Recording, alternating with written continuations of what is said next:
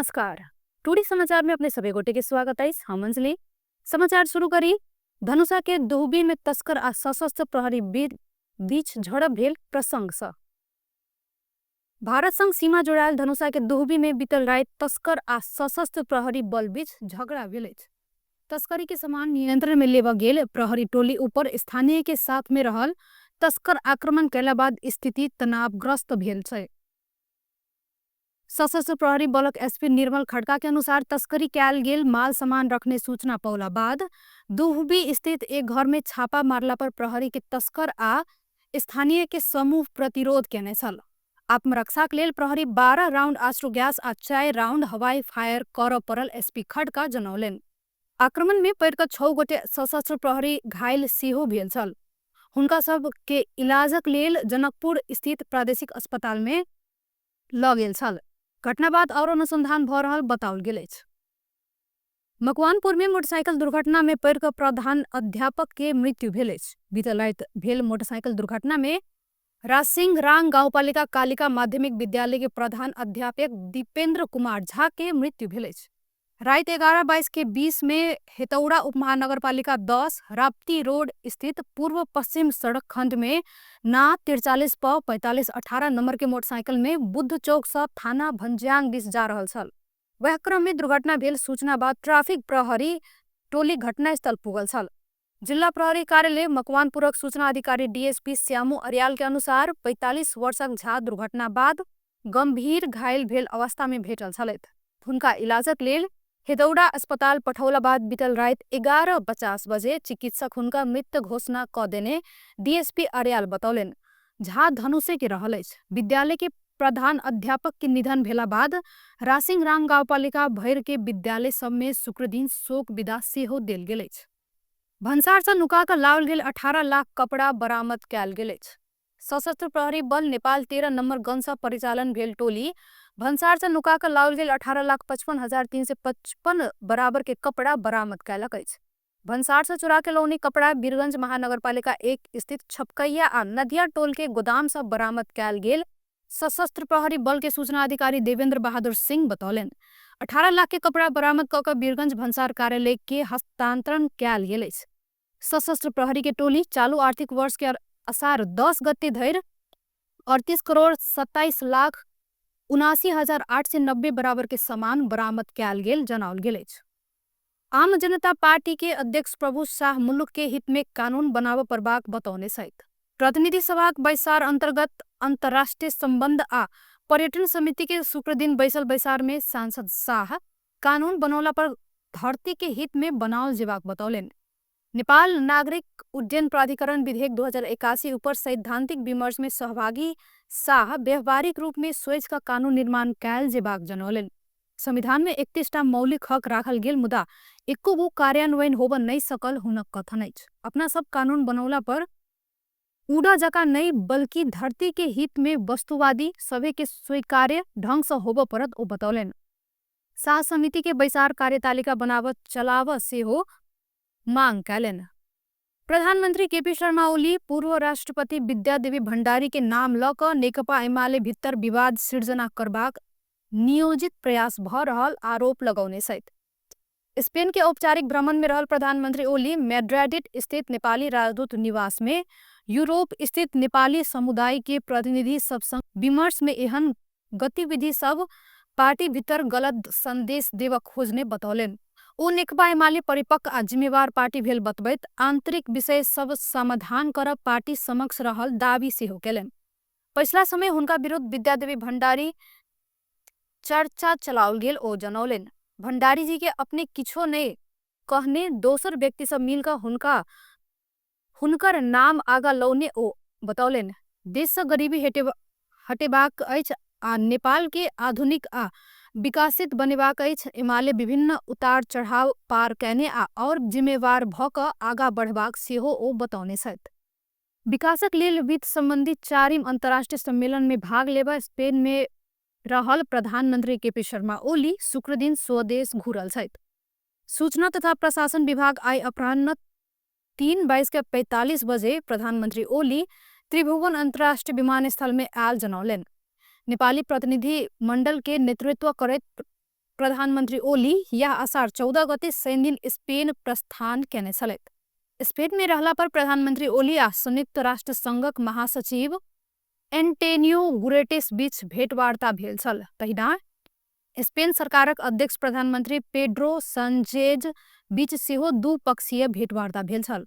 तहिना इस्टोनिया के राष्ट्रपति अलार कारिस, इजिप्ट के प्रधानमंत्री डॉक्टर मुस्तफा कमाल मार्डबुली आ पोर्चुगल के प्रधानमंत्री लुई मोन्टेगोने संग के सेहो भेटवार्ता भेल छल।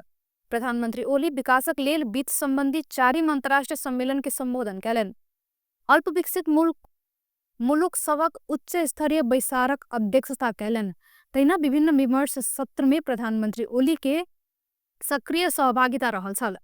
विकासक सहायता में नया सोच संबंधी उच्च स्तरीय विमर्शक अलावा और साइड इवेंट सब में सेहो प्रधानमंत्री ओली नेतृत्व कयलनि।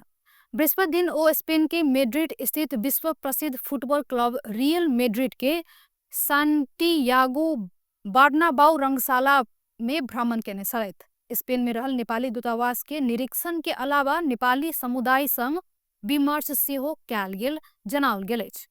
नेकपा एकीकृत समाजवादी के अध्यक्ष माधव कुमार नेपाल सरकार जनता पीड़ा आ वेदना के संबोधन नहीं कर सकल बतौने छथि।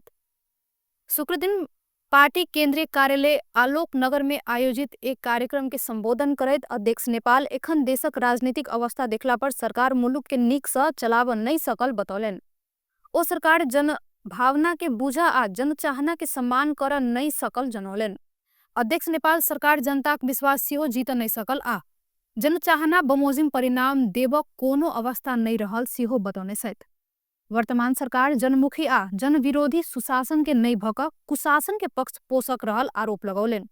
तैसा यह सरकार के साथ देव नहीं सकबाक हुनक कथन अछि। अध्यक्ष नेपाल देश में आर्थिक मंदी बेरोजगारी बढ़ रहल सेहो बतौने छथि। पिछला एक हफ्ता में देशभर 35 गोटे में कोरोना वायरस कोविड-19 के संक्रमित पुष्टि भेल अछि।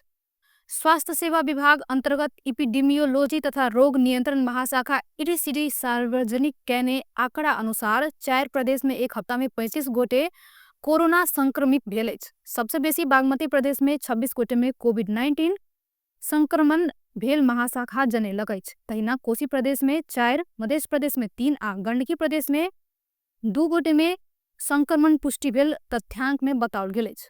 एहि अवधि में 1 गोटे के कोविड के कारण मृत्यु सेहो भेल तथ्यांक में बताओल गेल अछि। देश पर एखन 249 गोटे में कोरोना संक्रमित रहल अछि। सोन चांदी व्यवसायी सब दुकान बंद क सड़क में उतरल अछि। शुक्र दिन नेपाल सोन चांदी व्यवसायी महासंघ, नेपाल सोन चांदी रत्न तथा आभूषण महासंघ आ नेपाल हस्तकला महासंघ के अगुवाई में व्यवसायी सब रैली निकालने अछि। व्यवसायी के आंदोलन में कारीगर तथा मजदूर सबक सेहो साथ रहल छल। सोन चांदी में लगाओल गेल कर फिर्ता कयल जेबाक हुनक सबक मुख्य मांग रहल अछि। अगिला आर्थिक वर्ष बजट मार्फत सरकार 2% विलासिता कर तथा रत्न आ पत्थर में 13% कर लगौने अछि। या कर सँ अपना सबक व्यापार में नकारात्मक असर पार सकबाक व्यवसायी सब बतौने छथि। एखन देशभर मनसूनी वायु के प्रभाव रहबाक साथे मनसूनी के न्यून चापीय रेखा सरदर स्थान के आसपास रहल अछि। जहि के प्रभाव से देशभर आंशिक साधारणतया बदली रहल अछि। सभी प्रदेश के किछ स्थान सब में ठनका सहित हल्का सा मध्यम बरसात भेल अछि। मौसम पूर्वानुमान महाशाखा के अनुसार आई बेरिया में देशभर साधारणतया बदली रहत। कोसी, बागमती, गंडकी, लुम्बिनी के किछ स्थान सब तथा बाकी प्रदेश के किछ स्थान सब में ठनका सहित हल्का सा मध्यम बरसातक संभावना रहल अछि। कोसी, बागमती, गंडकी आ लुम्बिनी प्रदेशक 1-2 स्थान में भारी बरसातक सेहो संभावना रहल अछि। देशक उच्च पहाड़ी तथा हिमालय भूभागक किछ स्थान सब में हल्का सा मध्यम बरसात सहित हिमपात के संभावना सेहो अछि। आई रात कोसी, बागमती आ गंडकी प्रदेशक किछ स्थान सब में तथा बाकी प्रदेशक किछ स्थान सब में ठनका सहित हल्का सा मध्यम बरसातक संभावना रहल महाशाखा जनौलक अछि। टुडे समाचार में अब अंतर्राष्ट्रीय समाचार।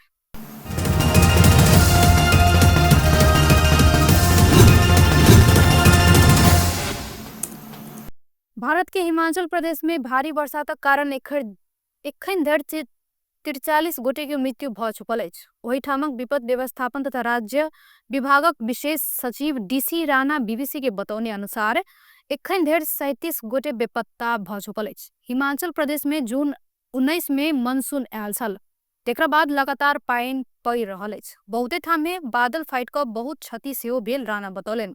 मानसून के सड़क दुर्घटना कारण 26 गोटे की मृत्यु भेल ओ बतौलनि। एक अनुमान अनुसार हिमाचल प्रदेश में 500 करोड़ रुपया से बेसी के संपत्ति में क्षति पुगल हुनक कथन अछि। बरसातक कारण मंडी जिला में सबसे बेसी प्रभाव पड़ल अछि। एहि जिला में 20 गोटे के मृत्यु भेल अछि तऽ 80टा घर पूर्ण रूप में क्षतिग्रस्त भेल खबर आयल अछि। हिमाचल प्रदेश के मंडी क्षेत्र में भारी बरसातक कारण ब्यास नदी में बाढ़ि सेहो आयल अछि। एहि बीच भारत मौसम विज्ञान विभाग जुलाई 7 धरि के लेल अलर्ट जारी सेहो कयलक अछि।